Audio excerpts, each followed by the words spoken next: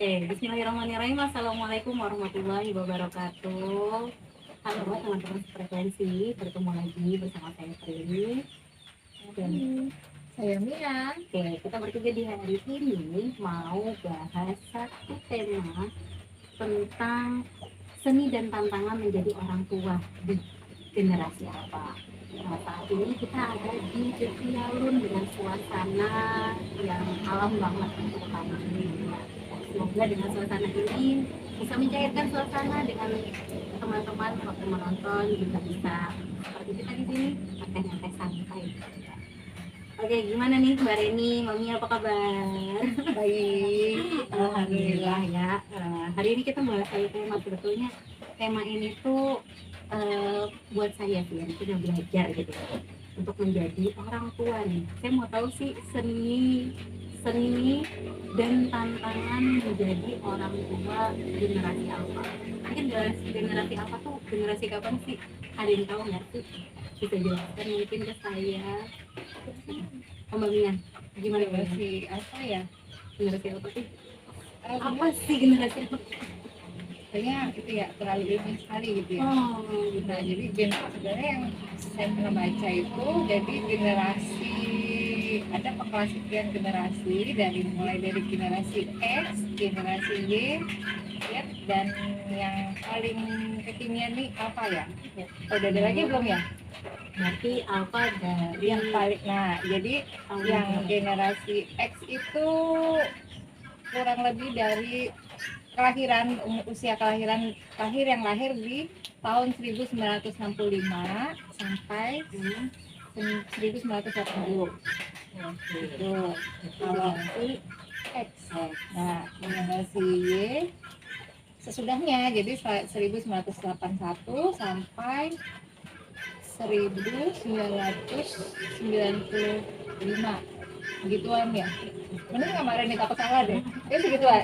Ini kurang lebihnya ya. Nah, generasi Z itu 1997 sampai 2010. Ya seperti itu. Dan yang paling muda 2010 sampai sekarang itu masih ya itu generasi apa? Ya masuk ke generasi alpha. Teman-teman frekuensi bisa nilai ya kita generasi apa. Boleh deh. Kalau ini kolom komentar gitu ya, kolom komentar gitu. Jadi kalau misalkan kita nih yang di usia berapa, 13? 30. Ini di usia 30 mungkin nggak gampangnya ya.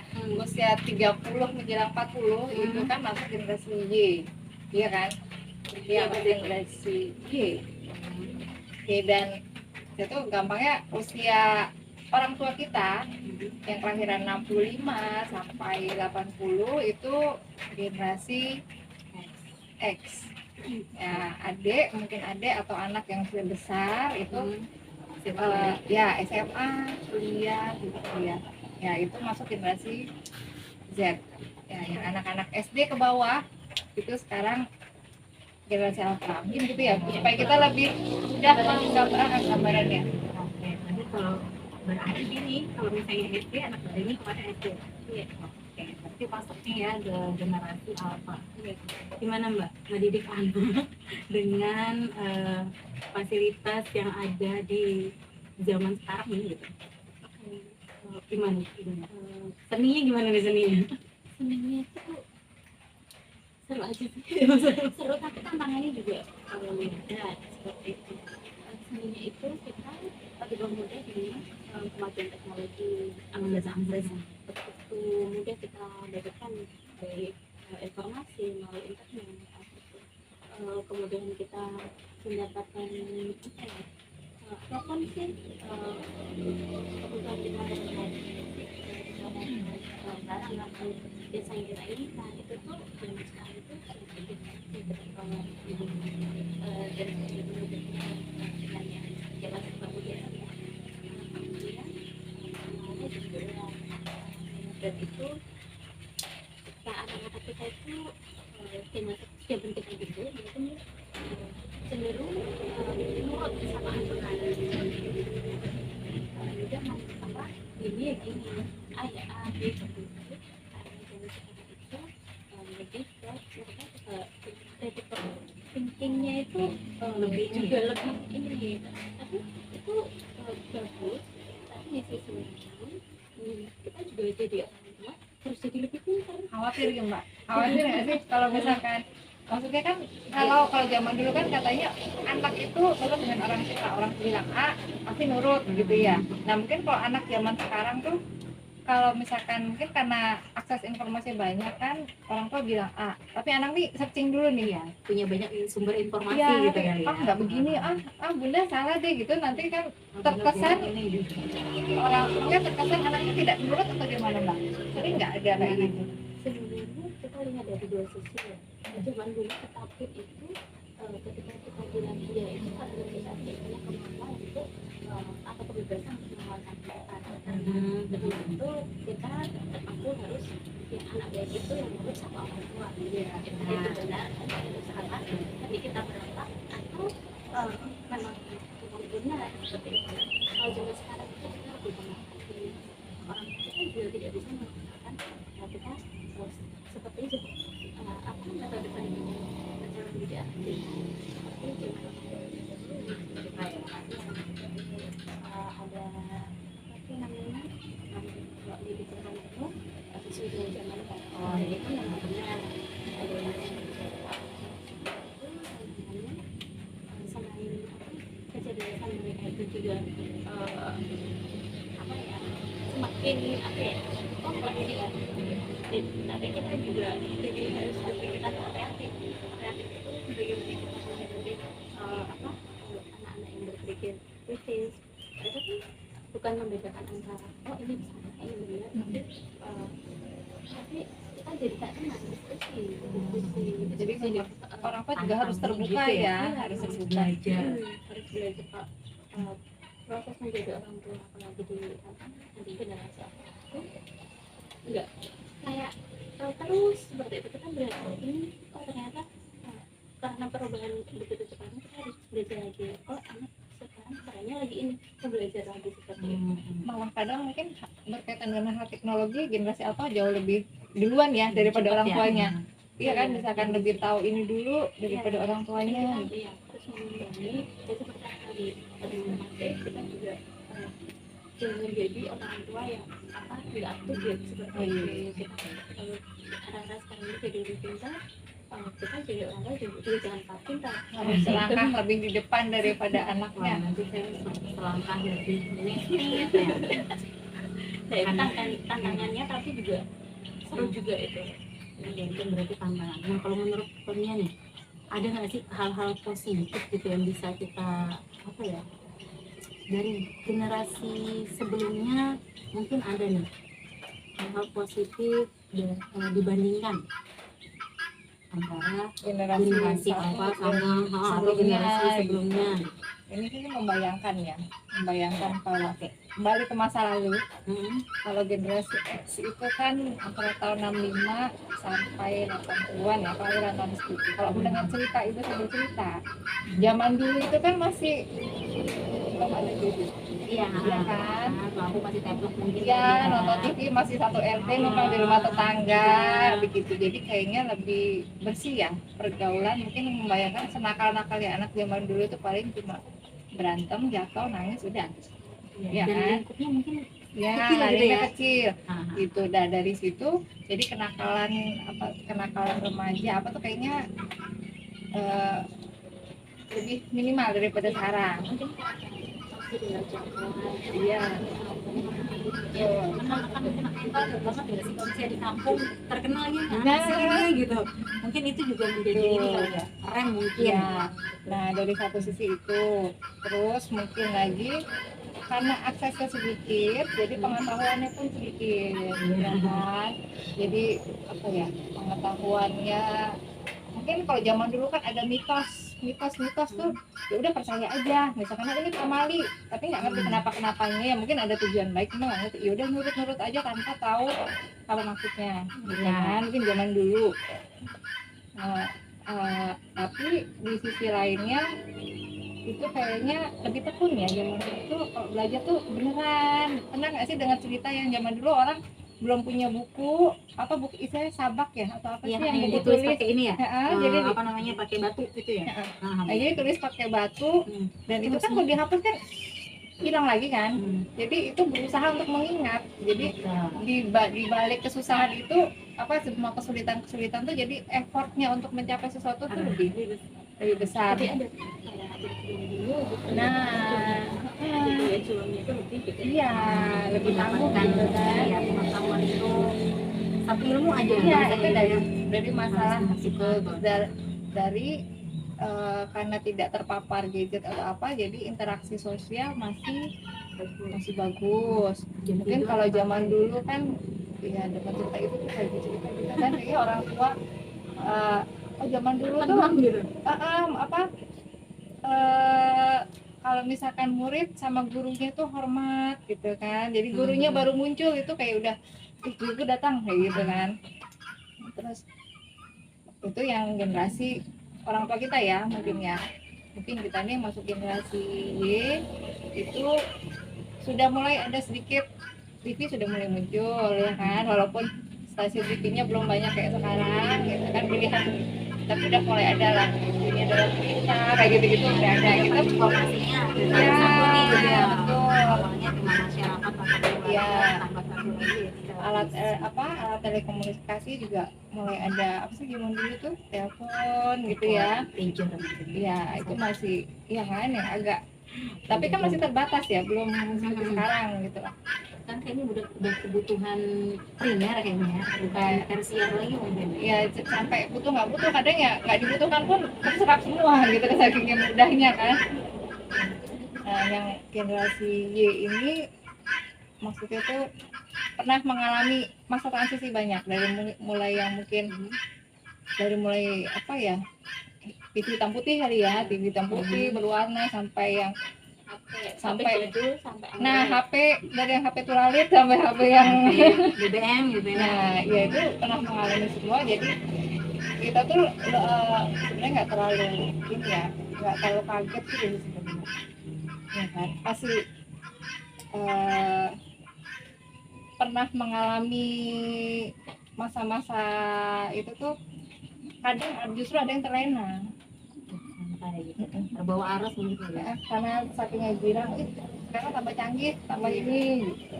Canggihnya tidak dibarengi dengan kecanggihan diri, mungkin manajemen diri sih itu ya. Nah kalau generasi Z itu mungkin udah mulai canggih lagi kan, alat smartphone udah mulai canggih, jadi bagi mereka kesederhanaan mungkin kehidupan sosial yang yang misalkan main sama teman-teman itu udah sebuah kemewahan buat dia karena nggak terbiasa melihat itu gitu kan. Karena mungkin anak-anak zaman itu gitu, generasi Z kan udah disibukkan gitu ya. Iya sudah disibukkan dengan kegiatan-kegiatan, disibukkan dengan kegiatan sekolah contohnya. Terus juga dengan smartphone mereka, karena itu udah jadi barang primer kan gitu. Mungkin itu kali. Nah, ini generasi apa yang positifnya apa?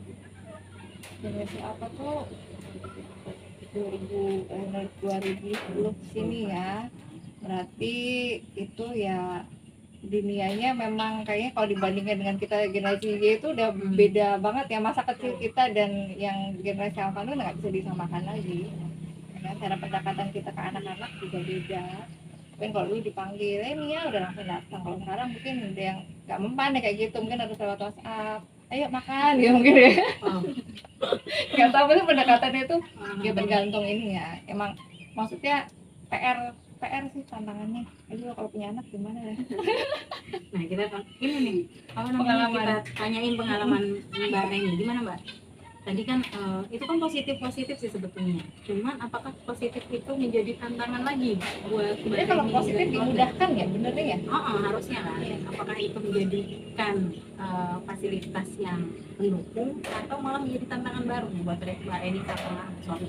Iya, jadi itu tuh kayak beriringan gitu. Jadi serunya ada, jadi lebih memudahkan tapi tantangannya juga jadi dengan kemudahan tadi ketika mana anak pengen melakukan sesuatu, kalau dulu kan kita harus searching ke apa, kalau zaman dulu kita harus nyari di perpus, di buku, harus sampai di majalah loak kayak kalau kalian pinjam buku teman ke iya kakak kelas benar-benar untuk mendapatkan satu ilmu aku berjuang dulu. Kalau sekarang ini seperti dilihat juga banyak untuk mengakses informasi untuk mencari pengetahuan atau sumber-sumber ilmu yang lain seperti itu. Kemudian tapi tantangannya itu kita juga harus siap gitu kemajuan teknologi, tapi kita juga kesiapan diri kita untuk melindungi dampaknya. Seperti tadi kalau salah satu dampaknya itu terlalu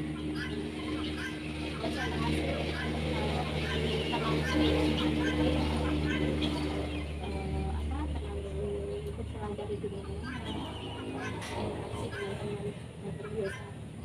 online itu kan jadi beda kan, sekali ketemu tatap muka canggung gitu ya kalau anak seru di WhatsApp di grup gitu ya. dulu kan ngumpul kan jenisnya ngumpul di lapangan deh main di mana bermainnya ya tergantung ini tergantung kita mengelola ini mengelola ya jadi itu sih. Terus mau bersosialisasi tetap ketemu tetap muka ya dengan atur waktunya, mau bikin grup buat saat anak-anak tapi mungkin dalam kelasnya ada kerja kelompok bareng, ada gimana buat ngerjain project, itu kan sebenarnya kemudahan mereka untuk koordinasi. Tapi yang penting ketermanan kita kuat dan pantauan orang tua seperti itu. Ini menurut pandangan sama mbaknya, ini kan anak-anak kan sekarang sudah full day dengan apa ya, aktivitas yang mulai padat gitu, dengan tadi ditambah juga untuk hal fasilitas gitu ya, dimudahkan dengan teknologi yang sekarang. Itu sebetulnya efektif nggak sih untuk membangun sebuah manajemen diri mereka sendiri? Dari sana sebenarnya ibarat kata kalau zaman dulu gitu kan, tadi dengarnya jam sekian sampai jam sekian kayaknya sudah tertata gitu ya, waktunya tidur, waktunya mandi waktunya main sudah ada gitu loh. Pagi sampai siang sekolah, siang sampai asar mungkin tidur siang, itu udah terpola gitu. Dan itu kayaknya sudah menjadi agenda rutin seluruh anak gitu kali ya. Nah kalau sekarang itu kan kayaknya tuh anak tuh kayak nggak punya waktu gitu untuk istirahat sampai gitu. Nah, ngerasain nggak sih? Ngerasain nggak sih hal-hal seperti itu gitu untuk anak ya, untuk anak, dan kayak gimana caranya kita untuk mengembalikan ya itu tadi, ini jatahnya tujuan istirahat gitu, oh ini jatahnya. Kadang-kadang tuh saking sibuknya anak-anak tuh sampai lupa makan nih kadang-kadang gitu ya. Hal-hal begitu. Kalau menurut saya ini gimana? Itu termasuk tantangan gimana? Bisa juga, tapi mungkin berdasarkan setiap fase usia beda-beda. Kalau di usia SD itu dengan tipe sekolah yang sekarang di jalan itu nggak sebegitu sibuknya, tapi enggak udah, jadi dia memang ada jeda waktu untuk mereka dia mau tidur siang atau mungkin ada dia untuk waktu santai seperti situ, kegiatan lain, kesepakatan bersama kita mau apa seperti itu. Kalau mungkin di usia-usia SMA yang atau sekolah yang kuliah bisa jadi waktunya kayak habis dari pagi sore kok udah besok harus berangkat sekolah lagi, mungkin bisa seperti itu. Ini kalau terkait balik lagi ke tantangan tadi, nggak cuma anak-anak, orang tua zaman sekarang itu juga kayak dituntut untuk itu cepat gitu loh. Pada tapi itu efeknya nanti kita jadi gampang stres. Begitu pun anak-anak. Gimana tuh? Jadi kita tuh kayak dituntut, ayo udah habis ini gitu. Habis ini kayak Maksudnya kerjaan itu kalau orang dewasa mungkin dari kerjaan itu, tuntutan kerjaan bisa schedule tiap hari dari pagi sampai malam seperti itu. Anak-anak mungkin misal kalau les itu yang terlalu dipaksakan terlalu banyak gitu, untuk kalau orang-orang tua sekarang juga banyak yang mental illness itu tuh salah satunya ya itu terlalu kayak dunia ini kayak dituntut cepat, dituntut sibuk terus gitu kan. Padahal kesehatan mental itu penting gitu, baik untuk anak maupun orang tua. Mungkin gini, misalkan pagi bikin sarapan, habis itu ngantar anak pertama, ngantar anak kedua gitu maksudnya. Makanya Nanti iya iya, karena semakin banyak Tuntutan ini tuntutannya harus serba cepat, harus kegiatan mungkin terlalu padat, terus atau mungkin ekspektasi itu kita ekspektasi anak yang keren itu yang kelasnya dari pagi sampai ini berjam. iya. Jadi dari ininya ya, dari maksudnya orang tua itu menuntut anak yang dianggap ibaratnya menonjol, berprestasi, ini yang dilihat harus dari punya ini. Jadi orang tua memaksakan diri untuk anaknya ini setelah sekolah kamu les ini, les itu gitu. Gitu maksudnya. Kayak kegiatan yang begitu padatnya seperti itu salah satu strategi buat adik, mungkin bisa buat mengurangi positifnya kan, bisa jadi cuman anak juga kalau terlalu banyak gadget, kurang kegiatan ya juga sama berefek juga ya. Jadi memang kayak butuh komposisi yang pas, tapi jangan sampai bikin anak stres. Iya betul. Kadang takutnya tuh kegiatan ini itu tuh maunya ibunya, bukan maunya anaknya. Mungkin kalau misalkan emang anaknya tuh hobi bola, nah kita anterin les bola gitu mungkin nggak masalah ya.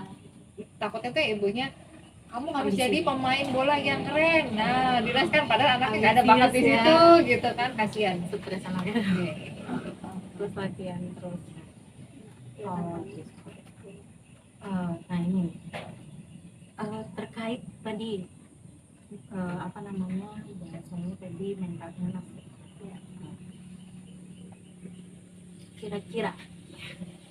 Kira-kira tantangan yang dihadapi Mbak Reni sendiri yang berasa banget gitu dari kegiatan anak Mbak Reni, ada nggak sudah mengganggu ke arah situ?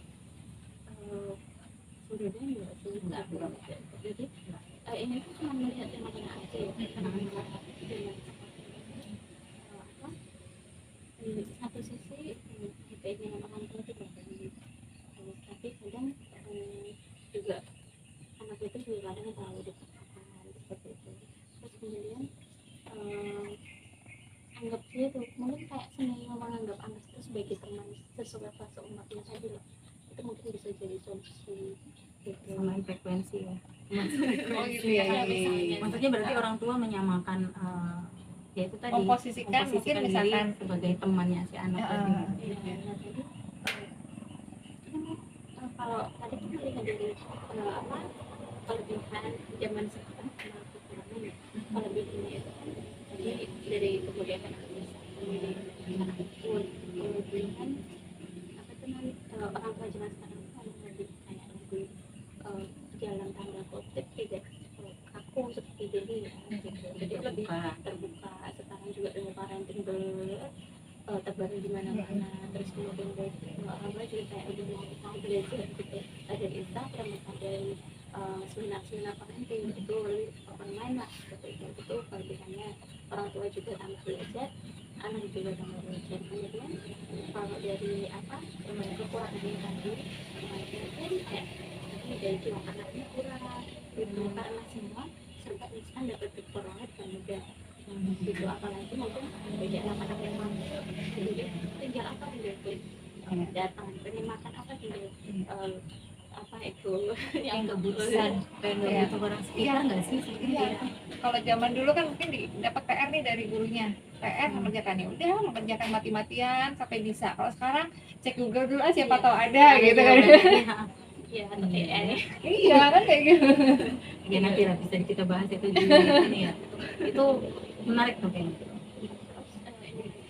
Dari daya juangnya itu juga sempat menjadi kayak kajian apa iya sih anak dulu seperti itu begitu ada di sekolah selanjutnya dengan fungsi gitu. Tapi memang kalau dirasakan memang sepertinya iya karena memang pengaruh lingkungan, pengaruh kita di terlalu banyak kemudahan ya. Iya, begitu cepatnya kenapa yang susah seperti itu. Kalau ada yang mudah kenapa cari yang susah? Iya. Ketika menghadapi konflik sedikit aja kok, kalau mungkin melihat fenomena ya, itu tuh kok langsung murung. Ada juga yang apa tuh mungkin bisa apa tuh sampai ya mengganggu kesehatan mentalnya mereka Kayak langsung mudah depresi. apa ya, mungkin rapuh gitu kali ya. Iya ya, Iya. ya. Mungkin kalau misalnya apa ya, kita mengibaratkan apa ya? Mengibaratkan kacanya tipis sekali gitu. Jadi sekali sentuh tuh ambiar gitu kali ya. Kayak pernah dengar istilah itu kan, istilah yang jadi zaman dulu itu televisi itu kan bentuknya tabung tuh. Kalau ketika apa agak agak ada semut-semutnya tinggal dicetak gitu Oh, ya, iya, pukul benar. aja langsung benar. Tapi kan pada TV tabung zaman dulu kan pada sekarang kan tipis-tipis masih dicil begitu canggihnya. Tapi ketika jatuh sedikit aja langsung nggak bisa, agak susah diperbaiki. Itu mungkin analoginya di zaman dulu kan kita kan benar biasa kayak apa ya, mungkin sekolah-sekolah yang kayak militer itu udah biasa Modelannya ya. dari awal kayak kita tuh udah biasa kalau nggak nurut dimarahin. Nah sekarang kita kan kalau dibandingkan dengan generasi Gimana? sekarang kita tuh mau marahin anak itu kayak gimana gitu. Iya ya, Tapi anak mental langsung ya. tapi iya, itu penawaran anak ini kan serba salah. Tapi kalau apa mendiskusi pendidikan itu gimana ya, itu melihat realita aja sih. Jadi ini kalau apa ada cara apa mungkin yang ada beberapa anak yang sangat kita di depresi apa sebenarnya, terus mereka butuh BK atau punya masalah apa sebenarnya, itu mungkin masalah yang apa kecil tapi ada tempat gitu. Kita sudah dimulai sama apa jadi begitu rapuh kalau anak-anak zaman sekarang jadi sama pendidik untuk perjuangan untuk Iya. Mungkin karena kurang interaksi sosial juga, jadi kan tidak terbiasa apa ya, memahami orang lain, bahkan memahami diri sendiri pun masih sulit mungkin ya, bingung kan? Aku nih apa sih? Ya, kayak menemukan jati dirinya tuh susah. Lama ya? Mungkin. Oke. Menarik sih.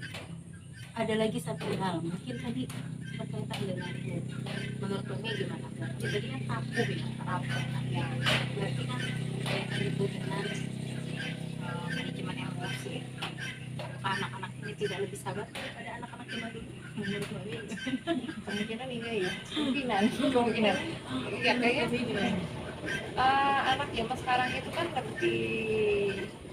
lebih apa ya, interaksinya tuh lebih besar dengan perangkat-perangkat tersebut ya, ketimbang dengan sama manusia. Nah, coba kalau misalkan kita ketemu kayaknya anak zaman sekarang dengan kakek neneknya canggung, dengan tetangga dengan tetangga juga nggak seberapa. Mungkin kalau zaman dulu kan lebih apa, semakin ketemu banyak orang itu kan membentuk karakter mental, ya kan, sedikit-sedikit. Iya, kepribadian. Iya, ya belajar bertahan, belajar apa itu kan. Nah, kalau dengan apa mereka dengan perangkat itu kan maya ya, hubungannya itu maya, jadi kita apa ya, ngebentuk pribadinya tuh ya memang lebih enak sih, iya kan? Jadi lebih sabar lebih baik. Iya, jadi maunya yang egonya lebih tinggi jadinya, karena merasa saya ini bisa mengendalikan alat ini loh, apa maunya saya. Jadi sekalinya dia menemukan hal yang di luar ekspektasinya dia tuh kayak kecewanya banget ya kan. Terus mungkin emosi labil itu salah satu dampak ketika ya itu tadi kalau di apa di games itu kan soalnya dia bisa berimajinasi apapun dia bisa bikin, dia bisa bangun, dia bisa berolah gitu. Jadi dia terbiasa mendapatkan apa yang dia Iya. baik sih. Kalau dia itu mungkin dia rela di realita tidak sesuai mungkin marah jadi Perjuangan, iya. persaingan, sekalinya Iya. nggak dapat itu kecewa gitu ya. berarti yang perlu untuk ngajarin sabar anak sekarang harus ada seninya. Mungkin siapa nih mau berbagi Mbak Rini. Mbak Reni Boleh berpengalaman. seni untuk mengajarkan tadi apa bahasanya mendidik gitu ya, mendidik tentang sabar aja. Kayak gimana, ada trik nggak? mungkin bagi seperti apa nanti Pak saya sama kamu sih menjaga apa dia sukanya misal dia suka masak udah gunakan kalau memang ini waktunya screen dan apa memang kami diperbolehkan untuk pinjam apa itu silakan gunakan sesuai dengan apa yang kamu inginkan.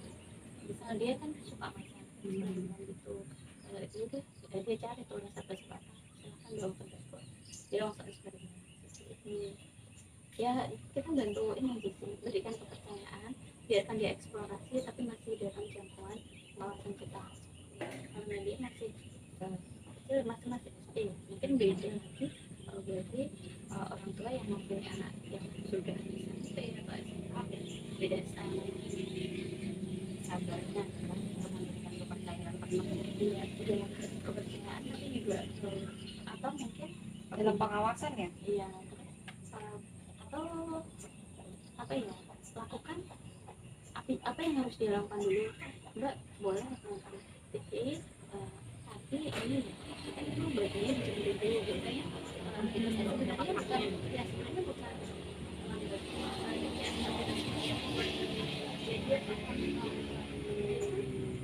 ya apapun tugasnya yang wajib dulu dan itu tuh masuk ke dalam bulan Biar tahu prioritas maksudnya. Ya, ini menarik nih. Anak sekarang kan ya itu tadi kadang kami ya tadi bilang prioritas ya. Itu tadi berkaitan sabar, emosi, ya itu tadi tentang jati diri. Anak-anak zaman sekarang ini kan kesulitan gitu, mencari jati dirinya. Yang itu mencari jati diri. Apa ya? Dia untuk memilih sesuatu aja. Itu pasti ada masanya kan. Aduh, aku mau galau nih mau pilih ini apa pilih ini Karena gitu. sebenarnya itu gimana? nggak punya gambaran ke depannya. Nah itu maksudnya gimana Mbak? Tadi kan kita bicara seni mendidik gitu ya. Menurut Mbak Nia gitu, mungkin ada pernah baca atau pengalaman dari yang ada di sekitar Mbak Nia gitu gimana itu? Ya jadi anak zaman sekarang itu kadang melakukan sesuatu itu dia tidak tahu apa tujuannya. Contoh belajar itu masih kayak dikejar mamanya, ayo guru lesnya datang baru, tapi belum tahu kalau belajar itu untuk dia ke depannya. Nah itu belum, kadang banyak yang kasih gitu ya.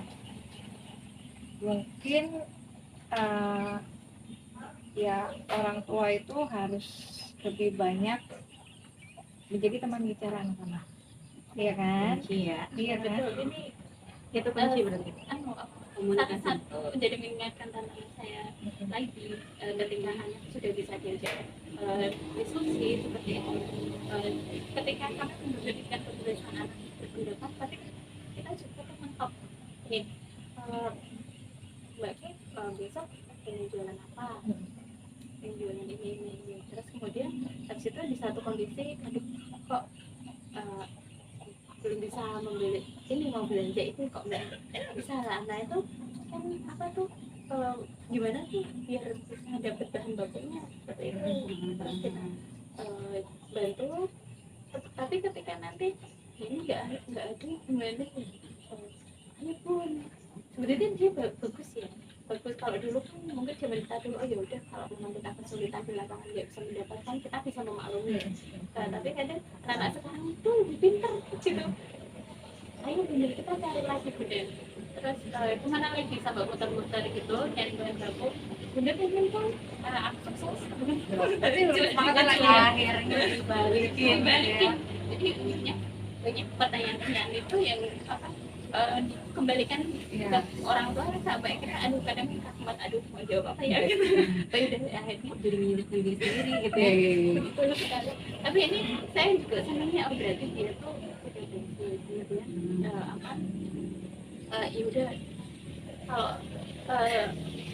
punya tekad kuat terus bisa diusahakan dan dia mau bukan mempersulit diri sendiri ya tapi berusaha dulu ya udah kita memang mau nggak mau kita meskipun sulit kita tetap seperti itu. Tapi membersamai untuk tadi membangun daya juangnya dia tuh ya. Iya, supaya anak tetap kan tumbuh gitu. supaya jadi jangan sampai anak ini melakukan sesuatu tanpa dia tahu tujuannya apa gitu kan. Memang harus komunikasi itu memang harus ya. Terus untuk pertanyaan yang Mbak Dula tadi tentang kenapa anak-anak sekarang itu seperti banyak yang belau itu kan ketika itu zaman sekarang itu sosok idola itu kan banyak. Iya. Jadi dia ekspektasi cantik, ekspektasi apa yang keren itu sih yang punya kayak gini yang kaya yang ganteng tuh yang kayak gini ya itu dia kurang menghargai keistimewaan dirinya sendiri. Jadi self esteemnya berkurang, kepercayaan dirinya berkurang. Jadi dia butuh regulasi orang lain untuk memutuskan sesuatu. Kalau ini bagus nggak ya? Kalau ini salah nggak ya? Jadi butuh orang lain untuk meregulasi atau meyakinkan kalau nggak dapat dia bisa menentukan seperti itu. Itu mungkin iya banyak orang tua Atau mungkin kayak tipe orang tua yang terlalu mendikte anaknya tuh berpengaruh nggak di situ? Misalkan anaknya terbiasa kamu mungkin dari cara apa kamu harus begini anak tidak dibiasakan mengambil keputusan sendiri itu itu nanti jadi. bisa jadi Bisa jadi tapi juga nah tadi ada hubungannya dengan tantangan lagi ya kalau apa kebebasan sama kamu berikan ke anak cuma kadang kamu juga bertahu jadi udah kalau misalnya kata aku jangan aku nggak suka ya itu sering bilang pokoknya ini loh dia udah pegang prinsip tapi sebenarnya tuh aku agak sebagai orang tua pengen yang terbaik aduh gimana nih gitu oh ya itu keputusan seperti itu nanti ujung-ujungnya belum menemukan kita orang tuanya pengen ini tapi anaknya pengen ini gitu jadi seperti itu. Kalau aku dulu pengalaman waktu kecil ya jadi orang tua aku tuh ibu tuh tipe orang yang mengeksplor apa anaknya ini gimana misalkan kayak les ini itu tuh pertama tuh bukan untuk misalkan les nari gitu kan bukan kamu nari itu maksudnya itu enggak ini nanti dilihat berapa minggu berapa bulan anaknya nyaman enggak kalau misalkan nggak nyaman kita stop yang penting dikenalkan dulu gitu di tengah-tengah jadi perkenal jadi oh ada loh dunia seperti ini gitu olahraga juga gitu les renang misalkan gitu kan nah nanti dilihat suka nggak kalau suka terus kalau nggak kita stop yang penting memperkenalkan gitu kan Kalau orang tuanya mau ini ya, iya saya tuh jadi orang tua tuh harus siap repot sih ya. Kalau Gitu. itu tantangan itu sekarang itu lebih kompleks dan kita memang harus lebih bijak harus lebih ya minimal itu bisa mengimbangi Iya. anak-anak sekarang maunya apa tapi mereka juga tetap on track seperti itu tidak berlumpang kemudian komunikasi yang mengenai tadi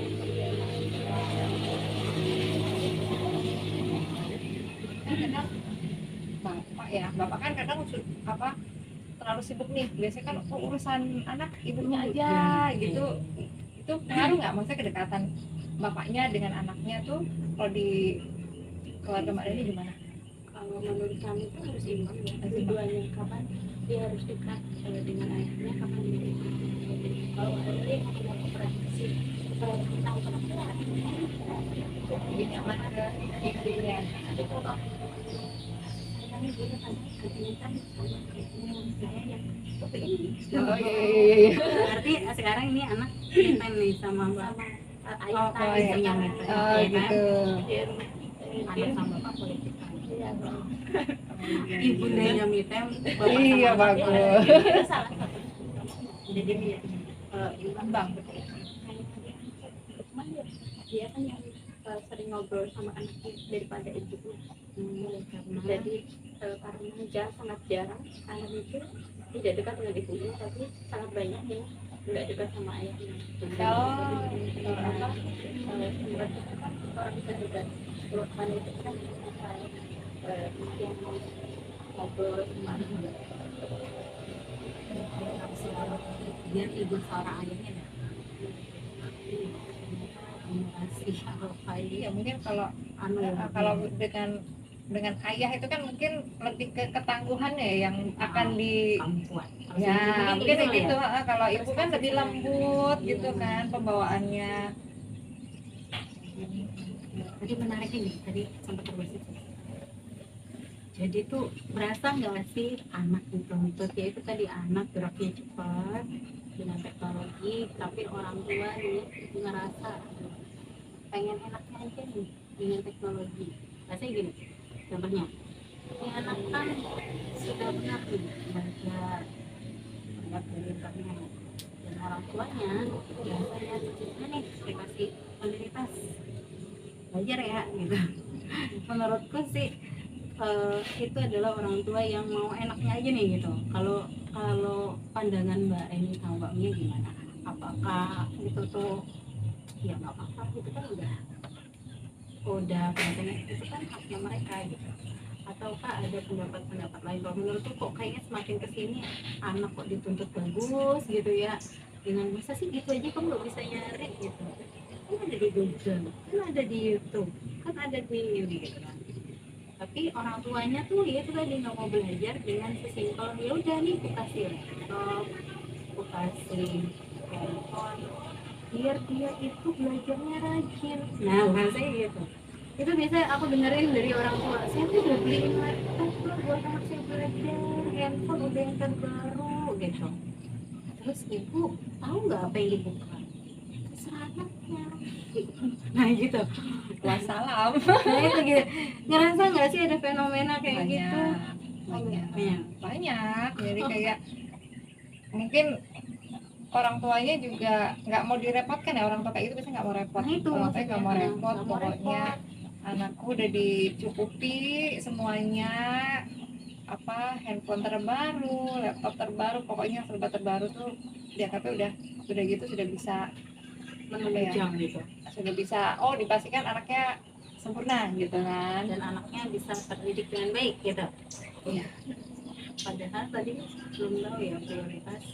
Nah misalkan kalau arahnya emang anak saya ini sukanya programming, bikin apa, mungkin memang diarahkan ada yang hobinya nulis, mungkin diarahkannya ke sana ya, jadi goalnya tujuannya itu apa gitu kan. Nah sedangkan kalau mungkin ada yang suka gambar pakai aplikasi gitu, nah itu nggak apa-apa gitu. Nah tapi yang kacau ini nggak tahu gimana ceritanya, ujuk-ujuk diberikan HP, nanti anak juga nggak dikasih pembekalan, pendampingan gitu kan. Dari HP kamu bisa mengakses apa aja, misalnya kamu ternyata bisa lo bikin gambar di HP ya, bisa lo main edit foto, barangkali suka fotografi, itu kan nggak masalah aja. Cuma karena sedikit ya orang tua yang peduli ke situ. Jadi teknologi ini memang mempermudah ya kan, mempermudahnya ke arah positif sama negatif tuh. Kalau anak-anak kan nggak tahu apa-apa ya, jadi memang orang tua yang sudah lebih tahu, yang sudah punya kesadaran baik resiko dan manfaatnya kan lebih peka orang tua harusnya. Ya, tapi itu tadi mungkin mikirnya efeknya tidak akan berefek apa-apa mungkin ya kalau dibiarkan begitu, yang penting anak duduk anteng, anak tidak nyenyak gitu. Itu kan bagi itu mungkin PR sebenarnya. Iya. Jadi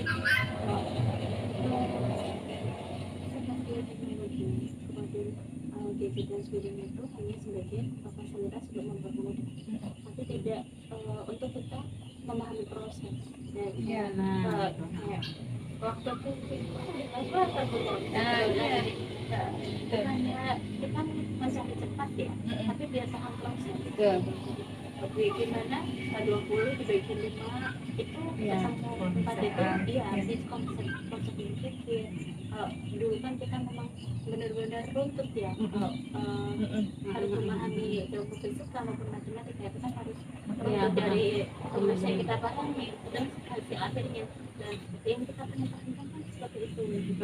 Jadi asal prosesnya, asal usulnya kenapa nggak mungkin dapat ilmunya dengan mudah, itu juga mungkin yang melatih kesabaran. Giliran ya. Kan tadi kita ditanya terus nih ya kan. Nah, kalau mau ini kan dulu ya. Nah, maksudnya kira-kira pernah nggak menemukan siswa yang kayaknya oh ini beda ya?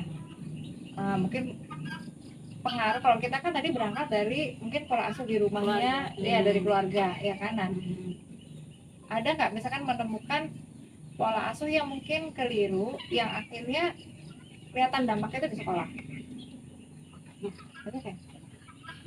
Jadi contohnya gini, aku kan ngajar matematika ya. Jadi itu apa ya, yang sekarang tuh yang mau tanam dari anak-anak adalah yang mbak ini konsep. Karena apa ya, sekarang itu kan banyak ya rumus cepat, rumus mudah, trik cepat. Sebetulnya aku pakai kan, cuma Kalau anaknya sudah patuh bisa betul, jadi proses gitu. Nah untuk anak-anak SMA ini, kalau misalnya ini kan akan aku ngajar SMA ya, ini berarti masih generasi apa nggak sih? Z ya. Ini masuk Z deh kayaknya. Iya, Z ya. Nah untuk di generasi Z, ya itu apa namanya, bahasanya karena sudah terpengaruh ya itu kan di cepat dan langkah praktis gitu. Jadi anak-anak tuh tak lihat kalau aku ajarin tentang konsep, itu cuma setengah mati. Tapi kalau misalnya aku ajarin rumus dan menghafal cuma tinggal masukkan gitu ya bahasanya gitu. Oh cuma gitu. Oh ya. Gitu Jadi kemampuan berpikirnya critical thinking gitu. Jadi mungkin kalau dapat soal tuh harus yang flat tapi kayak diputar sedikit bingung. Jadi kan kemarin nggak dikasih kayak gitu, contohnya nggak gitu, padahal kita cuma ganti angka. Ada gini, tak ajarin ke anak-anak ini, matematika itu bukan perkara simultan ataupun angka 1+1 gitu. Tapi di matematika itu adalah satu, kalian tuh memahami runtutan prosesnya, tak bilang gitu. Dan memang kan anak-anak di pembantu tuh agak pemalu gitu, tapi narsis di bidang yang lain gitu. Di pembelajaran malu tapi narsis di bidang yang lain. Nah itu akhirnya tak bilang gini, kalian kok tidak mau apa ya bahasanya, berusaha dulu gitu loh, berusaha dulu, terus mencoba dulu untuk mengungkapkan gitu kan, mancing kan gitu. Pasti sekarang, pasti ini. Jadi tuh kalau gitu ya. apakah guru matematika segalak itu Orang gitu nggak kan. pede atau udah nggak ada respect sama matematika, maksudnya sama pelajarannya. Ngapain sih? Makanya Gitu. bilang gini, nggak apa-apa kalau nggak suka matematika, cuma inti dari matematika itu yang kayak sistematis. Semua masalah tuh ada solusi kok. Gitu kan. Kalau di Islam tuh gitu. Semua permasalahan tuh ada solusi. Lebih kayak lewat matematika tuh mengajarin kita untuk berjuang. Iya, Ada proses berjuangnya penyelesaiannya gitu. itu banyak cara. Itu saya mau kan cuma ya itu kalau aku ajarin yang itu mereka kayak Nah itu tantangan sih kalau buat aku sebagai guru matematika ya. Itu tantangan di mana anak-anak di level 2 di SMA itu dasarnya kita mudah banget ini. Min 10 dikurang 5. Itu aja mereka berpikir keras loh mbak. Min 10 dikurang 5. Membayangkannya sulit ya. Iya membayangkannya sulit. Terus biasanya gini, di soal cerita Susah. untuk membahasakan matematika yang membuat ke dalam bahasa matematika ini apa? Iya, jadi mereka tuh langsung soalnya cerita, padahal gampang banget gitu. Soal cerita itu kan apa ya, memanfaatkan logika fitrahnya kita. Karena kan kalau nggak salah ya, apa ya, manusia itu punya 10 intelijen. Salah satunya kan matematika. Ada musik, ada ini gitu kan, bahasa. Nah, salah satunya matematika. hal itu tuh bukan berarti mereka tidak punya, fitrahnya ada, cuman itu tadi tidak terasa tidak ya. terasa sebetulnya, padahal di dalam kehidupan mereka itu tadi konsep-konsep bahwa setiap masalah itu ada solusinya. Nah, itu nanti mereka tidak terbiasa. Nah, jadi taunya Ya kan, cuma jadi satu, ada harus ada solusi. kayak ada sekalinya menemukan permasalahan dalam kehidupan tuh ya sudahlah gitu. Menyerah saja lah gitu. Padahal mungkin ada dunia alternatif ya. Bisa dipilih, nggak ketemu bisa pakai cara. Ya, Dan tadi mungkin apa ya, PR kita bersama jadi melatih skill untuk tadi apa ya, kayak problem solving. Jadi dia dihadapkan dengan permasalahan apapun siap. Akan yang ada juga itu tadi kan matematika tuh melatih kepekaan ya, logika yang itu tadi, logika yang melakukan sebuah penelitian, jadi kan gitu, pemahaman dan pemahaman ketelitian. dan ketelitian. Itu kan melatih sabar nih. Jadi prosesnya begini nih, kayak gini gimana? Anak-anak kalau bikin cenderung, aduh kok nggak bisa, aduh susah. Nah, gampang nyerah itu. Oh, soalnya lebih susah ya dibandingkan contohnya. Hal itu cuman ganti angka atau ganti jalur penyelesaian aja, mungkin dari A ke B. Nah, Jadi dibalik putar dari B B ke ke A. A. Bisa pusing loh mbak. Mereka tuh jadi kayak, ya ini mungkin apa anak-anak saya aja, cuman saya rasakan gini, kenapa ya banyak orang tua mau meleskan anak-anak tuh ke matematika Gitu ya. Ah, Jangan kan SMA, banyak kelas 3 SD ya. Aduh, pelajaran sekarang susah gitu. Jadi orang tuanya padahal simple ya, anak kelas 3 SD generasi alpha itu ya ini kayak Mbak Reni, mungkin kalau misalnya di matematika tuh ya kasih tanggung jawab aja, ini ya beli di swalayan tak kasih 10.000 misalnya gitu kan. Oh, iya, itu iya. matematika simple itu kok gitu, sesimpel itu matematika, dan itu tuh ada di sekitar kita maksudnya. oh iya, ini ada pengalaman juga nih. Jadi pernah nih ngajarin anak orang gitu kan. Jadi kalau asal tuh kelas 4 ya. Kenapa tuh? Kelas 4 Berarti SD. generasi alpha gitu. Iya, kelas 4 SD. Nah, biasanya itu kan memang sih matematika tuh tergolong sulit ya, tergolong pelajaran yang sulit kan. Cuma tuh kayaknya sesulit-sulitnya matematika itu kalau udah berhubungan dengan uang itu relatif mudah harusnya. Paling nggak kayak, oh saya beli sekian, harga sekian, uang kembali sekian, paling nggak itu konsep itu di saya. Karena waktu itu saya coba itu ada anak kira 4 laki-laki, mentok sekali, nggak masuk diajarin kayak gitu, kayak nggak kebayang itu bagi dia. Dan setelah tanya sama orang tuanya, ternyata memang nggak diperbolehkan jajan. Jadi sekolah udah dibawain bekal, ini sudah ready gitu. iya. Nah, selama hidup dalam bersama orang tua mungkin nggak masalah ya, bercukupi semua. Tapi saya tuh berpikirnya kapan nanti suatu saat dia akan dewasa, kelas 4 itu udah mulai besar ya kalau menurut saya ya kan? Iya.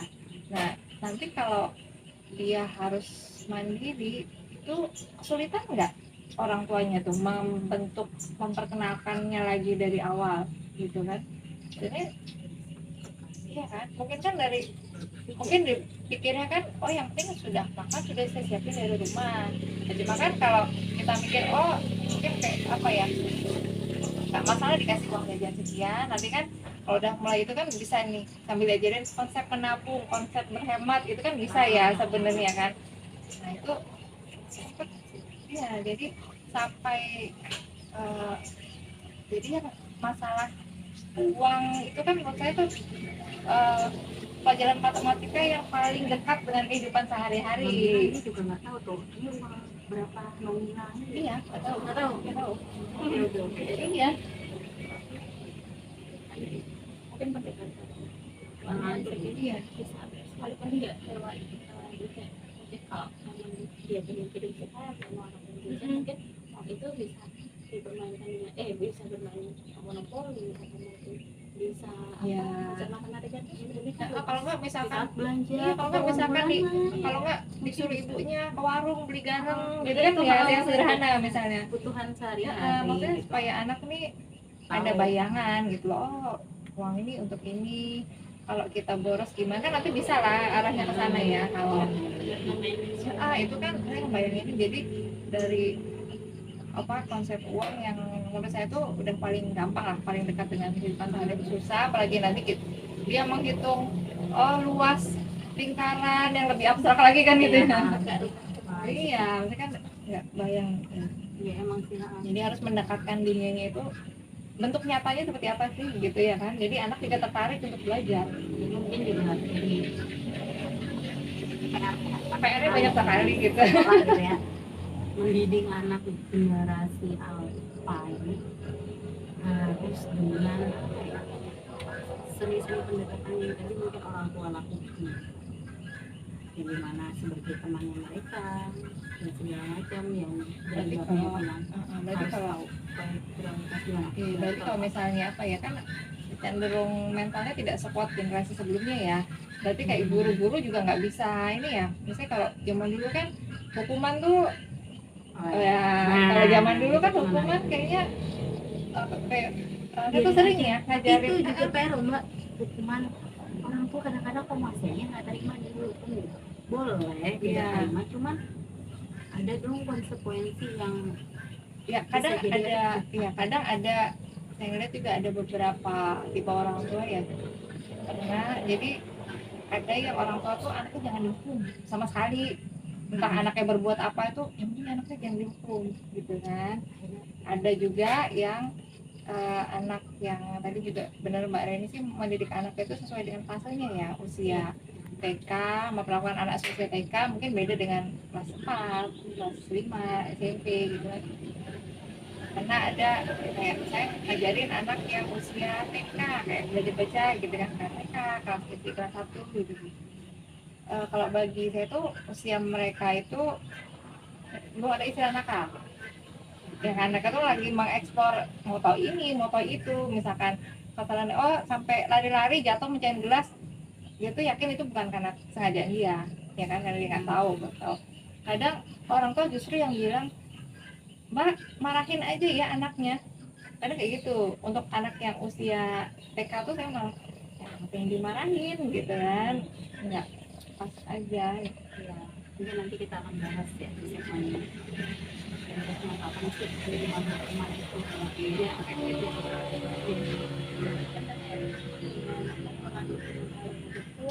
dia zaman sekarang juga ya aku seperti itu ya lebih fun lebih kayak siapa menghadapi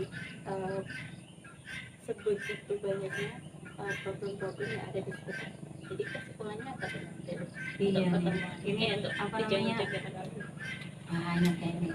Jadi yang aku tangkap ya dari perbincangan kita tadi adalah generasi alpha itu sebetulnya banyak dampak pandangan, banyak dampak positif.